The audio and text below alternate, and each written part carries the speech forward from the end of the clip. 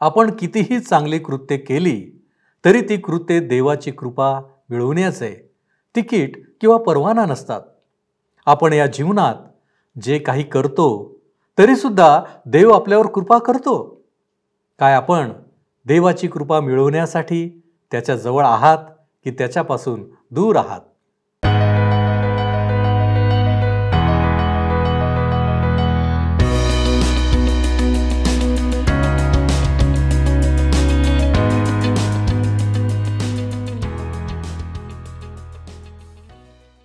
उपस्थित सर्व बंधू आणि भगिनींनो, उपासना कार्यक्रमामध्ये आपले हार्दिक स्वागत.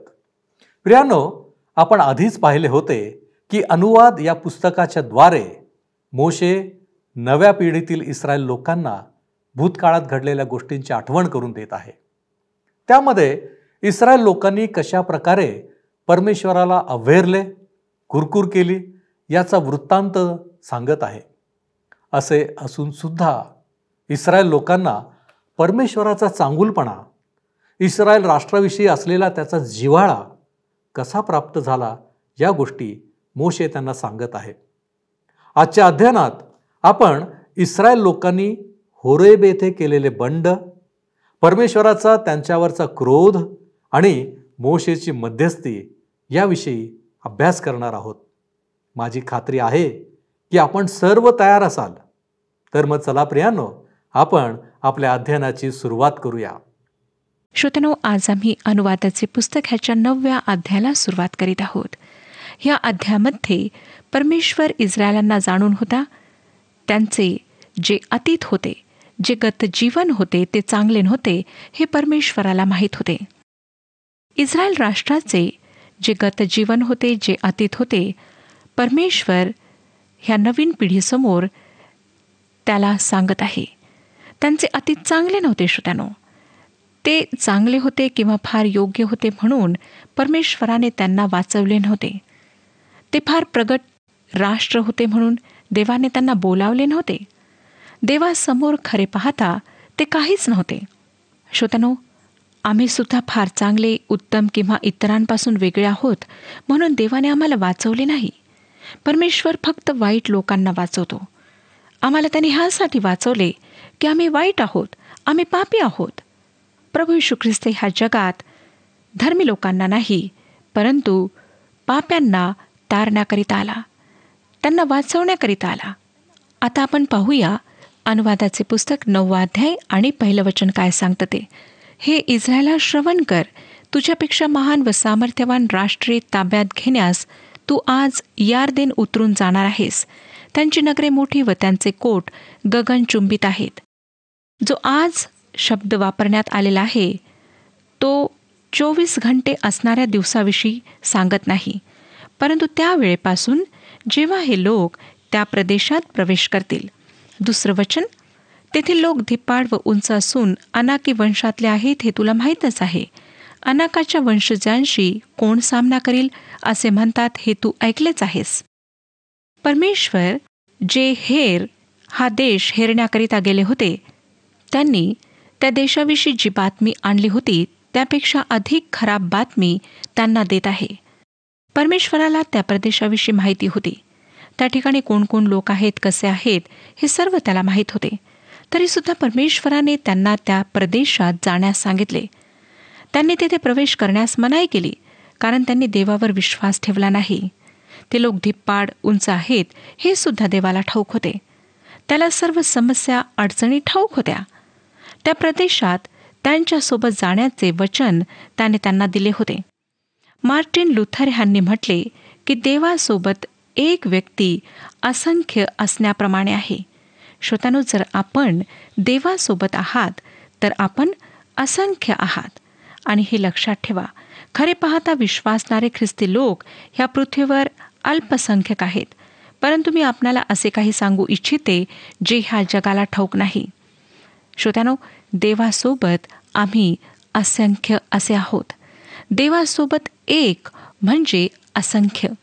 9वा अध्याय 3रं वचन पहा. तर आता हे पक्के लक्षात ठेव की भस्म करणाऱ्या अग्नीसारखा तुझ्यापुढे जो पलीकडे जात आहे तो तुझा देव परमेश्वरच आहे. तो त्यांचा संहार करील व त्यांना तुझ्यापुढे चित करील आणि परमेश्वराने तुला सांगितल्याप्रमाणे तू त्यांना घालून देऊन त्यांचा त्वरित नाश करीशील. श्रोत्यानो, त्यांना त्या देशाबाहेर काढण्याची जबाबदारी देवबापाने स्वतःवर घेतली होती. परमेश्वर जमीनदार आहे, तो निर्माण करता आहे, त्याला तसे करण्याचा अधिकार आहे. तो सर्वसमर्थ निर्माण करता आहे. आम्ही त्याच्या हातची निर्मिती आहोत. 4 वचन पहा, 9 अध्याय 4 वचन सांगतं, तुझा देव परमेश्वर त्यांना तुझ्यापुढून घालून देईल तेव्हा आपल्या मनात म्हणू नको की माझ्या पुण्याईमुळे परमेश्वराने मला हा देश वतन करून घेण्यास येथे आणले आहे. खरे पाहता ह्या राष्ट्रांच्या दुष्टाईमुळे परमेश्वर त्यांना तुझ्या समोरून घालून देत आहे. परमेश्वर म्हणतो की तो इतर राष्ट्रांना बाहेर काढीत आहे कारण ते वाईट आहेत. परंतु ह्याचा अर्थ असा मुळीच नव्हता की ज्या लोकांना तो त्या प्रदेशात पाठवित होता ते फार चांगले किंवा धर्मी होते. हे परमेश्वर ह्या ठिकाणी फार चांगल्या प्रकारे स्पष्ट करीत आहे. 5वं वचन, तू त्यांचा देश वतन करून घ्यावयाला जात आहेस हे तुझ्या पुण्याईमुळे नव्हे अथवा तुझ्या मनाच्या सात्विकतेमुळे नव्हे, तर त्या राष्ट्रांच्या दुष्टाईमुळे. तसेच तुझे पूर्वज अब्राम, इसाक व याकोब ह्यांना परमेश्वराने दिलेले वचन खरे करावे म्हणून तुझा देव परमेश्वर त्या राष्ट्रांना तुझ्या पुढून घालून देत आहे. श्रोत्यानो, इस्रायली लोक फार चांगले लोक आहेत म्हणून त्यांना सोडविण्यास किंवा वाचवण्यास परमेश्वर खाली आला नाही. त्याला नेहमीच माहीत होते की ते ताठ मानेचे लोक आहेत. परंतु मिस्रमध्ये असताना देवाने त्यांचा आक्रोश ऐकला. आणि श्रोत्यानो, जर आपण हे ओळखता की आपण पापी आहात आणि आपणाला तारणाऱ्याची गरज आहे, तारणाची गरज आहे, तर आपणाला त्याच्या समोर तारणासाठी विलाप करावा लागेल. तो तुमचा विलाप ऐकेल का? आपणास माहीत का? आपण कोण आहात ह्यामुळे नाही, परंतु ख्रिस्तामुळे. जर आपण विश्वासाने ख्रिस्ताकडे वळाल तर तो तुमचे तारण अवश्य करेल, तुम्हाला पापांपासून मुक्ती देईल. परंतु जर तुम्हाला असा गैरसमज झालेला आहे की मी फार चांगला आहे, धर्मी आहे, मी पुण्यकार्य केलेलं आहे आणि मी त्या आधारावर तारण प्राप्त करून घेईल, तर हे कदापि शक्य नाही. 6वं वचन, म्हणून हे पक्के लक्षात ठेव की तुझ्या पुण्याईमुळे हा उत्तम देश तुझा देव परमेश्वर तुला वतन करून देत आहे असे नाही, कारण तू ताठ मानेचे राष्ट्र आहेस. श्रोत्यानो, काय आपणाला माहीत आहे का की आम्ही चांगले आहोत म्हणून परमेश्वर आमचे तारण करीत नाही? आम्ही पापी आहोत म्हणून तो आमचे तारण करतो. तो ख्रिस्तासाठी आम्हाला वाचवतो, आमच्यासाठी नाही. काय आपणाला असं वाटतं का की माझ्यामध्ये देवाला काही फार उत्तम असे सापडले आहे आणि त्यामुळे आमच्याकरिता तारण संभव झाले आहे? हे पूर्णपणे विसरा, कारण आपल्या पदरी निराशाच पडेल. देवबाप आपणाविषयी सर्व जाणून आहे. तो म्हणतो त्याला तुमच्यामध्ये काही चांगले सापडलेले नाही. फक्त ख्रिस्तामुळे, त्याच्या प्रेमामुळे तो आपणाला वाचवतो. त्याच्यामध्ये देवाला सर्व काही सापडते. हे किती विलक्षण आहे श्रोत्यानो. ह्या अनुवादाच्या पुस्तकातील भागात देवाच्या कृपेच्या शुभवर्तमानाचे बीज आम्हाला आढळते. इस्रायलांचे भूतकाळातील अपयश आम्हाला फार चांगल्या प्रकारे स्पष्टपणे ह्या ठिकाणी आढळते. 7वं वचन पहा, रानात तू आपला देव परमेश्वर ह्याला संतापविलेस, त्याची आठवण ठेव, विसरू नको. मिस्र देशातून तुम्ही बाहेर निघाला तेव्हापासून ह्या ठिकाणी येऊ पोहोचेपर्यंत तुम्ही परमेश्वराविरुद्ध बंडच करीत आला आहात. मोशे त्यांना भूतकाळातील त्यांच्या इतिहासाचे स्मरण देत आहे आणि विशेष करून त्या वेळेविषयी तो सांगत आहे जेव्हा त्यांनी सोन्याचे वासरू बनवून त्याची उपासना सुरू केली होती. जर आपण निर्गमचे पुस्तक 32 अध्याय आणि 4 वचन वाचाल तर आपणाला त्या ठिकाणी वाचायला मिळेल की त्याने ती त्यांच्या हातून घेऊन त्यांचे एक वासरू ओतून त्यास कोरणीने कोरिले. तेव्हा ते म्हणू लागले की हे इस्रायला, ज्या देवांनी तुला मिस्र देशातून आणले आहे तेच हे तुझे देव. स्त्री व पुरुषांनी सुद्धा आपले सोन्याचे कुंडले, आपले सर्व दागिने काढले आणि अहरोनाला दिलेत. ती सोन्याची कुंडले मूर्तीपूजेचे चिन्ह होते. बहुधा ते एकाच कानात घालण्यात येई. श्रोत्यानो, हे लोक फार लवकर मूर्तीपूजेच्या आहारी गेलेत. अहरोनाने ती सोन्याची कुंडले घेतलीत आणि वासरू ओतून त्यास कोरणीने कोरिले आणि त्यांनी म्हटले की ज्या देवांनी तुला मिस्र देशातून आणले आहे तेच हे तुझे देव. आता परमेश्वर त्यांना हे स्मरण करून देत आहे, स्मरण करण्यास सांगत आहे. त्याविषयी देवाने स्तोत्रसंहिता 106 अध्याय आणि 19व्या वचनामध्ये स्मरण करून दिले. तेथे लिहिण्यात आलेले आहे की त्यांनी होरेब येथे वासराची मूर्ती केली, ओतीव मूर्तीची पूजा केली. देवाने त्यांना हे स्मरणात ठेवण्यास सांगितले, पण ते विसरून गेलेत. 8वं वचन पहा. तसेच होरेबातही तुम्ही परमेश्वराला संतापविले, तेव्हा तो इतका रागावला की तो तुमचा संहारच करणार होता. मोशे आपला वृत्तांत पुढे चालू ठेवत आहे. 12वं वचन पहा. तेव्हा परमेश्वर मला म्हणाला, उठ, येथून लवकर खाली जा, कारण तुझ्या ज्या लोकांना तू मिस्र देशातून काढून आणले ते बिघडले आहेत, आणि ज्या मार्गाने जावे म्हणून मी त्यांना आज्ञापिले होते तो एवढ्यातच सोडून ते बहकून गेले आहेत. त्यांनी स्वतःसाठी एक ओतीव मूर्ती केली आहे. जेव्हा ते त्या वासराला मढवीत होते तेव्हा मोशे पर्वतावर परमेश्वराकडून आज्ञा घेत होता, आणि ह्यापैकी 2 आज्ञा जे काही ते करीत होते त्या विरुद्ध होत्या. माझ्यासमोर तुला अन्य देव नसावेत, आपणासाठी कोरीव मूर्ती करू नको. परमेश्वर मोशेला काय म्हणतो ते पहा. तो म्हणतो की ते तुझे लोक आहेत, तू त्यांना मिस्रमधून बाहेर आणलेस. मोशे आता त्याचे उत्तर देत आहे. 13वं वचन सांगतं, परमेश्वर आणखी मला म्हणाला, मी ह्या लोकांना पाहिले आहे, ते ताठ मानेचे लोक आहेत. परमेश्वर पुन्हा हे म्हणत आहे. त्याला नेहमी हे माहीत होते की हे लोक ताठ मानेचे लोक आहेत.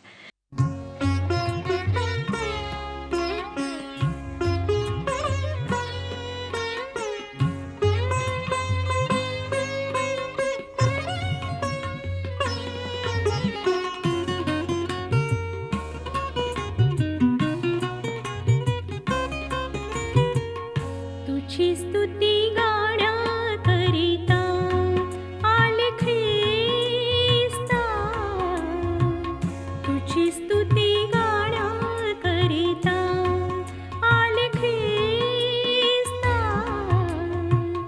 तुझी स्तुती गाण्याकरिता.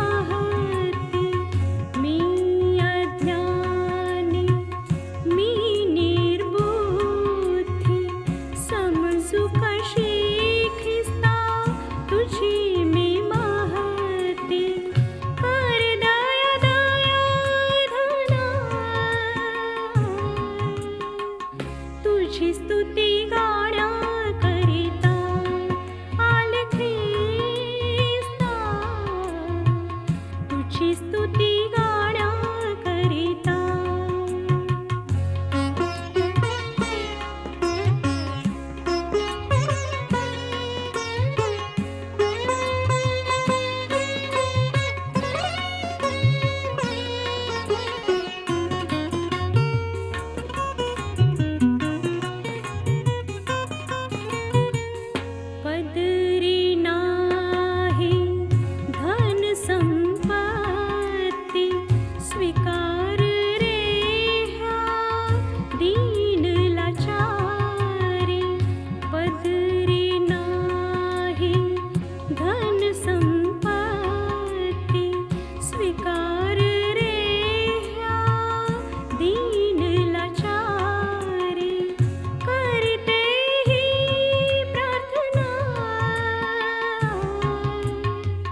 तुझी स्तुती गाण्याकरिता आले ख्रिस्ता, तुझी स्तुती गाण्याकरिता.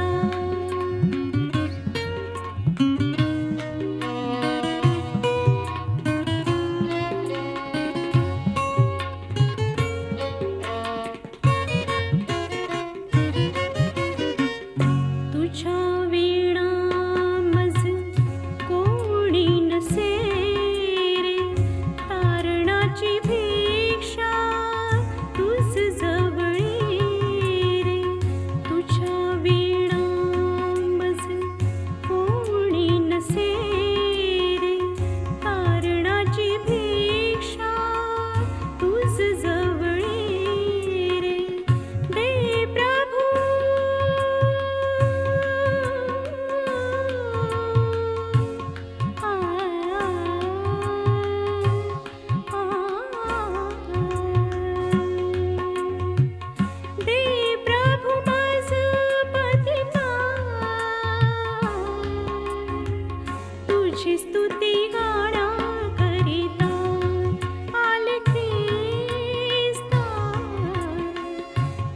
स्तुती गाण्याकरिता, तुझी स्तुती गाण्याकरिता, तुझी स्तुती गाण्याकरिता. त्याला तुमच्या आणि माझ्याविषयी सुद्धा माहीत आहे श्रोत्यानो. तो आमच्याविषयी सुद्धा आज असेच म्हणू शकतो. 14वं वचन, मला अडवू नकोस, मला त्यांचा संहार करू दे आणि पृथ्वीवरून त्यांचे नाव नाहीसे करू दे, म्हणजे त्यांच्यापेक्षा श्रेष्ठ व समर्थ असे तुझेच एक राष्ट्र मी करीन. श्रोत्यानो, ही मोशेसाठी परीक्षेची वेळ असावी, परंतु त्याने विरोध केला. इस्रायलांसाठी त्याने केलेली विनवणी निर्गमचे पुस्तक 33वा अध्याय 12 ते 17 वचनांमध्ये लिहिण्यात आलेली आहे. जर आपणाजवळ पवित्र शास्त्र बायबल आहे तर आपण अवश्य निर्गमचे पुस्तक 33वा अध्याय 12 ते 17 वचने वाचावीत. मोशे त्या प्रदेशात देवाच्या उपस्थितीशिवाय जाणार नव्हता. तो म्हणाला, जर तू आमच्यासोबत जाणार नाहीस तर आम्हाला घेऊन जाऊ नकोस. मोशेने स्वतःला लोकांसोबत सामील केले. जेव्हा तो पर्वतावरून खाली उतरला तेव्हा लोकांनी काय केले ते त्याने पाहिले. 16वं वचन सांगतं, मी पाहिले की तुम्ही आपला देव परमेश्वर ह्याच्या विरुद्ध पाप केले होते. तुम्ही स्वतःसाठी एक ओतीव वासरू केले होते व ज्या मार्गाने जावे म्हणून परमेश्वराने तुम्हाला आज्ञा केली होते तो केव्हाच सोडून तुम्ही बहकून गेला होता. श्रोत्यानो, ज्या क्षणी परमेश्वर त्यांना आज्ञा देत होता त्या क्षणी ते त्याच्यापासून दूर जात होते आणि तरीसुद्धा ते म्हणत होते की ते त्याच्या आज्ञा पाळीत आहेत. अशाच प्रकारे श्रोत्यानो, धर्माविषयी जितका लोक खोटारडेपणा बनवाबनवी करतात तेव्हा मला वाटतं दुसऱ्या कुठल्या ठिकाणी तितका खोटारडेपणा होत नाही. मला वाटतं हा मानवी स्वभावातला एक गुण आहे. काही प्रामाणिक लोकसुद्धा बनवाबनवी करू शकतात. आम्हा सर्वांना स्तोत्रकर्त्याने केलेली प्रार्थना करायची आहे. तो 139 स्तोत्र 23 आणि 24 वचनांमध्ये म्हणतो, हे देवा, माझी झडती घेऊन माझे हृदय जाण, मला कसोटीस लावून माझे मनोगत जाण. माझ्या ठाई दुष्टपणाकडे काही प्रवृत्ती असेल तर पहा आणि मला सनातन मार्गाने चालव. प्रत्येक देवाच्या लेकराने अशा प्रकारची प्रार्थना करायला हवी. पौलाने विश्वासणाऱ्यांना करिंथकरास दुसरे पत्र 13वा अध्याय आणि 5व्या वचनामध्ये ही ताकीद दिलेली आहे. करिंथकरास दुसरे पत्र 13वा अध्याय आणि 5वे वचन, तुम्ही विश्वासात आहात किंवा नाही ह्याविषयी आपली परीक्षा करा. आपली प्रतीती पहा. येशू ख्रिस्त तुमच्या ठाई आहे असे तुम्ही स्वतः संबंधाने समजताना, नाहीतर तुम्ही पसंतीस उतरलेले नाही. आपण विश्वासात आहात किंवा नाही हे तपासून पहा असे पौलाने सांगितले. मी विश्वासणाऱ्यांची सुरक्षितता ह्यावर विश्वास ठेवते व त्याविषयी संदेश सुद्धा देते. माझा विश्वास आहे श्रोत्यानो की विश्वासणारे सुरक्षित आहेत, परंतु नकली विश्वासणाऱ्यांची असुरक्षितता ही सुद्धा मी मानते आणि त्याविषयी सुद्धा मी संदेश देते. अनेक असे विश्वासणारे आज जगात आहेत जे असुरक्षित आहेत, कारण ते खोटारडे आहेत. आम्हाला प्रत्येकाला आमच्या स्वतःच्या हृदयाचे परीक्षण करायचे आहे. 17 आणि 18 वचने पहा काय सांगतात. तेव्हा मी धरलेल्या त्या 2 पाट्या दोन्ही हातातून फेकल्या व तुमच्या समक्ष फोडून टाकल्या. तुम्ही परमेश्वराच्या दृष्टीने वाईट ते करून पाप केले व त्याला संतापविले. तुम्ही केलेल्या हा पापामुळे मी परमेश्वरापुढे पूर्वीप्रमाणेच 40 दिवस व 40 रात्री पालथा पडून राहिलो. त्या अवधीत मी भाकर खाल्ली नाही व पाणीही प्यालो नाही. मोशेला देवाची ओळख होती हे आपण लक्षात घ्यावे अशी माझी इच्छा आहे. स्तोत्रकर्ता स्तोत्रसंहिता 103 अध्याय आणि 7व्या वचनामध्ये म्हणतो, त्याने आपले मार्ग मोशेला आणि आपली कृत्ये इस्रायलाच्या वंशजांना विदित केली. इस्रायलांनी त्यावेळेला पर्वतावरून उठणारा धूर पाहिला. त्यांनी देवाच्या न्यायाला पाहिले. त्यांनी त्याचे गौरव पाहिले. परंतु श्रोत्यानो, तरीसुद्धा ते त्याला ओळखीत नव्हते, त्याला जाणत नव्हते. मोशे मात्र परमेश्वराला ओळखत होता, त्याचे मार्ग जाणून होता. देवाविषयी मोशेला 2 गोष्टी समजल्यात ज्यांना ह्या ठिकाणी प्रगट करण्यात आले आहे. त्या विरोधाभासयुक्त असूनही परस्पर विरोधी नाहीत. मोशेला माहीत होते की परमेश्वर पापाचा तिरस्कार करतो, त्याला पापाचा वीट आहे. मला आपणाला सांगू द्या श्रोत्यानो की आज आम्हाला परमेश्वर कशा प्रकारे पापाचा तिरस्कार करतो आणि त्यासाठी ताडना देण्यास त्याचा हेतू किती प्रबळ आहे ह्याची पुसटशी सुद्धा कल्पना नाही. मोशे देवासमोर पालथा पडून राहिला व 40 दिवस 40 रात्र त्याने उपवास केला. त्याने काहीच खाल्ले नाही. का? कारण त्याला देवाचे मार्ग ठाऊक होते. त्याला माहीत होते की देव पापाचा तिरस्कार किती मोठ्या प्रमाणात करतो.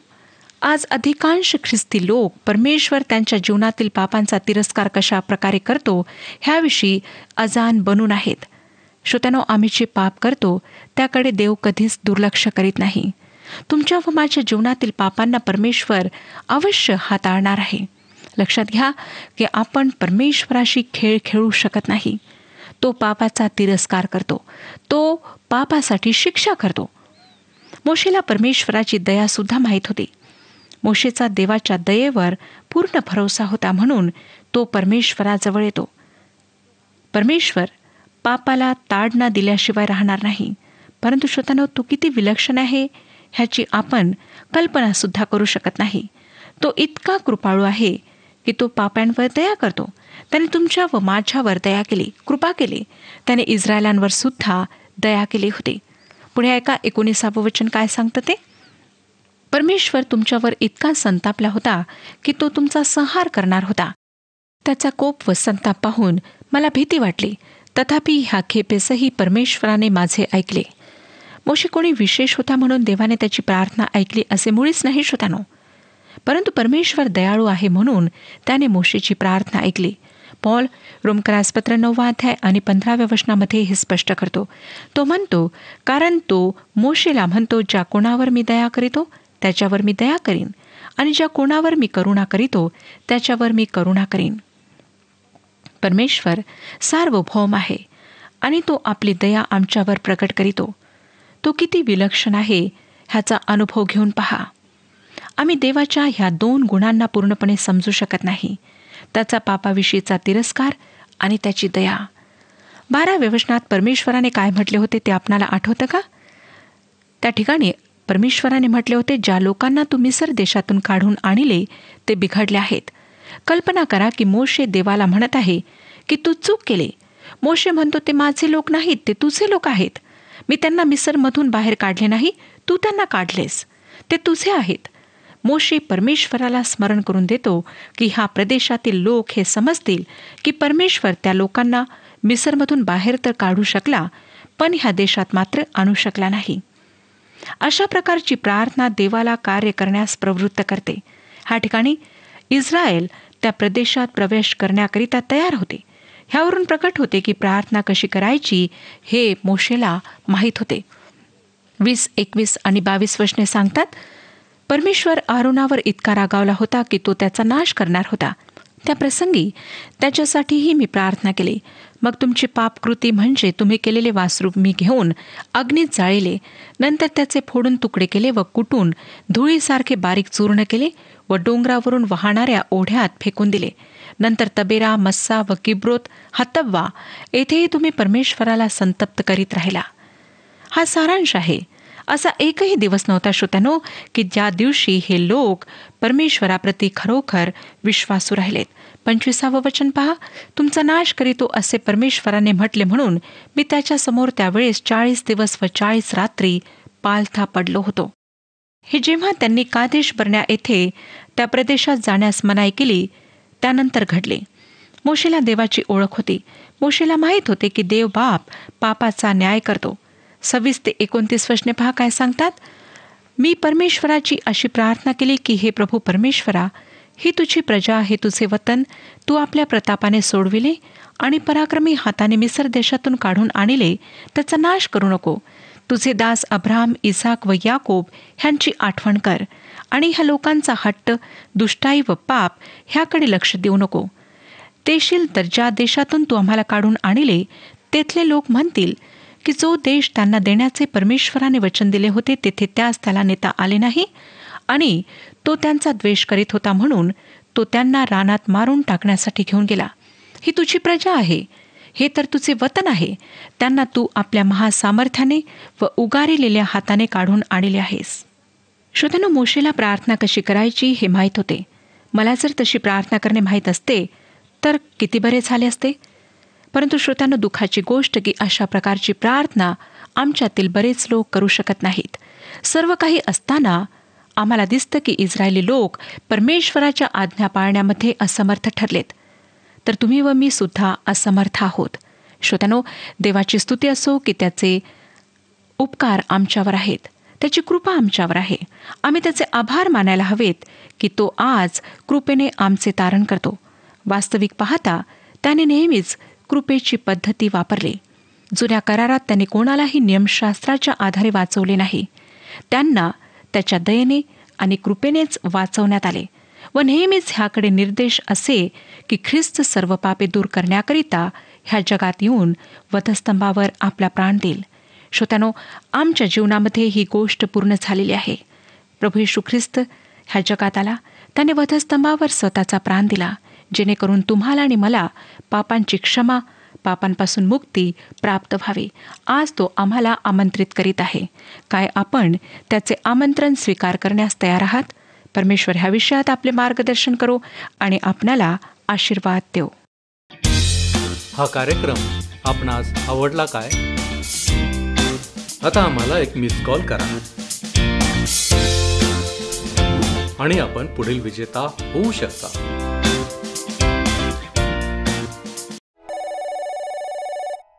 प्रियानो, आपण पाहिले की मनुष्य स्वभावतःच कुरकुर करणारा, चुकीच्या गोष्टी करणारा आहे.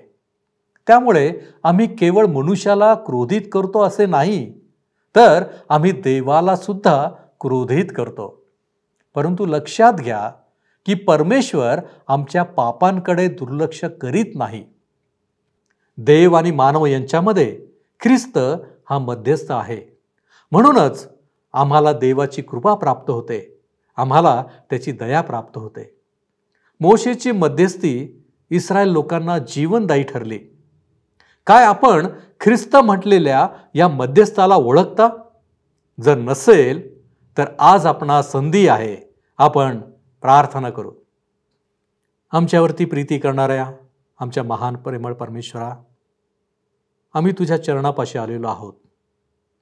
प्रभूजी, आजच्या वचनांच्याद्वारे ज्या गोष्टी तू आमच्या अंतःकरणावर ठसवलेल्या आहेत त्याबद्दल आम्ही तुझे मनापासून आभार मानतो.